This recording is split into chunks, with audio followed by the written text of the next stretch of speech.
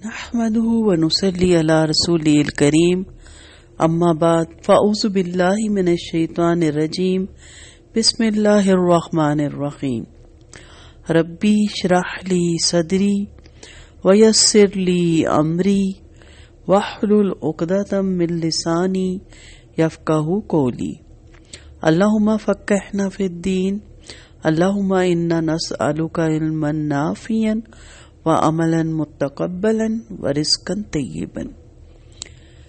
ایمان کی شاخیں، اس کے لیکچر میں ہم آگے بڑھنے سے پہلے دوبارہ ایک مختصر سا جائزہ کلمے کا لے رہے ہیں، کیونکہ تمام شاخوں کا دار و مدار اس کلمے پہ ہے۔ کلمہ پڑھ کر انسان کس چیز کا اقرار کرتا ہے، اور یہ اقرار ایک انسان کو کس چیز کا پابند کرتا ہے، وہ جاننے کی کوشش کرتی ہیں۔ اگر آپ کو میرے پچھلے لیکچر یاد ہوں تو کلمے پہ تقریباً 20 لیکچر تھے، جس میں میں نے بہت کوشش کی اپنی ہمت کے مطابق، اپنے علم کے مطابق جو رب کا دیا ہوا ہے، کہ کسی طرح آسان طریقے سے اس کو آپ کو سمجھا سکوں۔ کلمے کے معنی یہ ہیں کہ اللہ کے سوا کوئی اور الہ نہیں، اور حضرت محمد صلی اللہ علیہ وسلم اللہ کے رسول ہیں۔ کلمے میں الہ کا جو لفظ آتا ہے اس کے معنی اللہ کے ہیں، عبادت گزار معبود۔ اللہ اس کو کہتے ہیں جو مالک ہو، حاکم ہو، خالق ہو، پالنے اور پوسنے والا ہو، دعاؤں کا سننے اور قبول کرنے والا ہو، اور اس کا مستحق ہو کہ اس کی عبادت کی جائے۔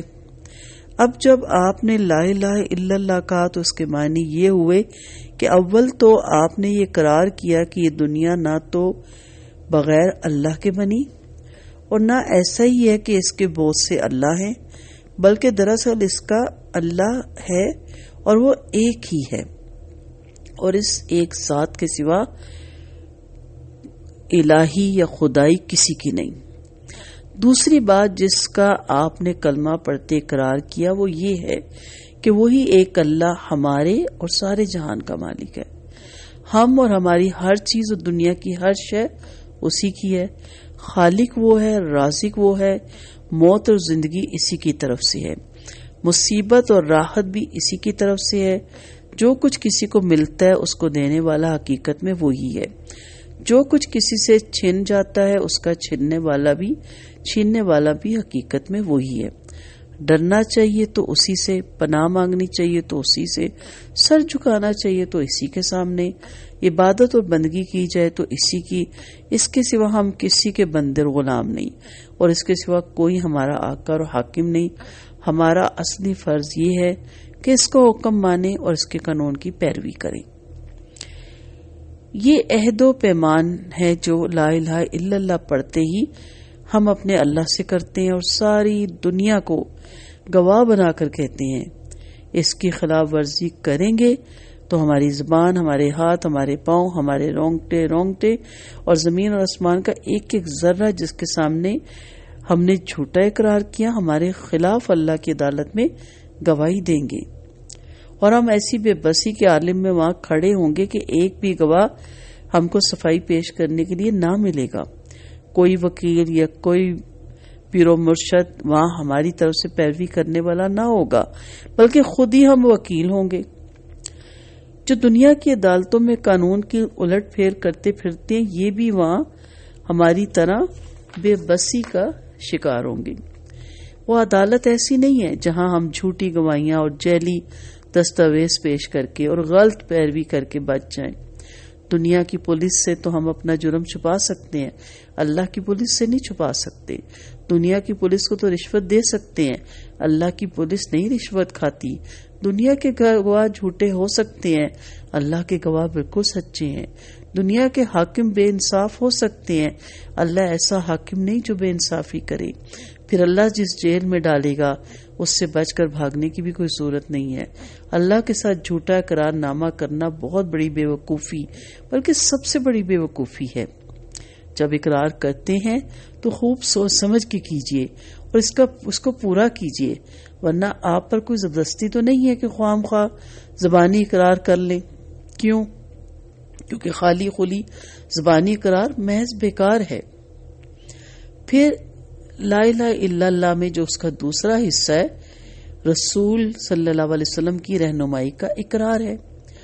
لا الہ الا اللہ کہنے کے بعد ہم محمد صلی اللہ علیہ وسلم کو اللہ کا رسول کہتے ہیں، محمد الرسول اللہ۔ اس کے معنی ہے کہ ہم نے یہ تسلیم کر لیا کہ آپ صلی اللہ علیہ وسلم ہی وہ پیغمبر ہیں جن کے ذریعے سے اللہ نے اپنا قانون ہمارے تک بھیجا۔ اللہ کو اپنا آقا شہنشاہ مان لینے کے بعد یہ معلوم ہونا ضروری ہے کہ اس شہنشاہ کے احکام کیا ہیں، ہم کون سے کام کریں جن سے وہ خوش ہوتا ہے اور کون سے کام نہ کریں جن سے وہ ناراض ہوتا ہے، کس قانون پر چلنے سے وہ ہم کو بخشے گا اور کس کی خلاف ورزی کرنے پر وہ ہم کو سزا دے گا۔ یہ سب باتیں بتانے کے لیے اللہ نے محمد صلی اللہ علیہ وسلم کو اپنا رسول بنا کر بھیجا۔ آپ صلی اللہ علیہ وسلم کے ذریعے سے اپنی کتاب ہمارے پاس بھیجی اور آپ نے اللہ کے حکم کے مطابق زندگی بسر کر کے ہم کو بتا دیا کہ مسلمان کو اس طرح زندگی بسر کرنی چاہیے۔ بس جب ہم نے کہا محمد الرسول اللہ، محمد الرسول اللہ، تو گویا اقرار کر لیا کہ جو قانون اور جو طریقہ حضور نے بتایا تم اسی کی پیروی کرو گے اور جو قانون اس کے خلاف ہے اس پر لعنت بھیجو گے۔ یہ اقرار کرنے کے بعد اگر تم نے آپ صلی اللہ علیہ وسلم کے لائے ہوئے قانون کو چھوڑ دیا اور دنیا کے قانون کو مانتے رہے تو تم سے بڑھ کر جھوٹا اور بے ایمان کون ہوگا؟ کیونکہ تم ہی یہی اقرار کر کے تو اسلام میں داخل ہوئے تھے کہ محمد صلی اللہ علیہ وسلم کا لایا ہوا قانون حق ہے اور اس کی تم پیروی کرو گے۔ اسی اقرار کی بدولت تو تم مسلمانوں کے بھائی بنے، اسی کی بدولت تم نے باپ سے ورثہ پایا، اسی کی بدولت ایک مسلمان عورت سے تمہارا نکاح ہوا اور ایک مرد سے ایک عورت کا نکاح ہوا، اسی کی بدولت تمہاری اولاد تمہاری جائیداد والی بنتی ہے، اس کی وارث بنتی ہے، اسی کی بدولت تمہیں یہ حق ملا کہ تمام مسلمان تمہارے مددگار بنے، تمہیں زکوٰۃ دیں، تمہاری جان و مال اور عزت اور آبرو کی حفاظت کا ذمہ لیں، اور ان سب کے باوجود تم نے اقرار توڑ دیا۔ اس سے بڑھ کر دنیا میں کون سی بے ایمانی ہو سکتی ہے؟ اگر ہم نے لا الہ الا اللہ محمد الرسول اللہ کے معنی جانتے اور جان بوجھ کر اس کا اقرار کرتے ہوتے تو ہم کو ہر حال میں اللہ کے قانون کی پیروی کرنی چاہیے، خواہ اس کی پیروی پر مجبور کرنے والی کوئی پولیس اور عدالت اس دنیا میں نظر نہ آتی ہو۔ جو یہ شخص سمجھتا ہے کہ اللہ کی پولیس اور فوج اور عدالت اور جیل کئی موجود نہیں ہے، اس لیے اس قانون کو توڑنا آسان ہے، اور گورنمنٹ کی پولیس، فوج، عدالت اور جیل موجود ہے، اس لیے اس کے قانون کو توڑنا مشکل۔ ایسے شخص کے متعلق میں صاف یہ بات کہتی ہوں کہ وہ لا الہ الا اللہ محمد الرسول اللہ کا جھوٹا اقرار کرتا ہے، اپنے اللہ کو، ساری دنیا کو، تمام مسلمانوں کو اور خود اپنے نفس کو دھوکہ دیتا ہے۔ جب ہم یہ کلمہ پڑھ لیتے ہیں تو ہمارے اوپر اقرار کی ذمہ داریاں آتی ہیں۔ یہ ذمہ داریاں کیا ہیں؟ انشاءاللہ اگلے مختصر سے لیکچر میں ہم اس کی ذمہ داریاں دیکھیں گے اور پھر آگے اسلام کی، ایمان کی شاخوں پہ مزید بات کریں گے۔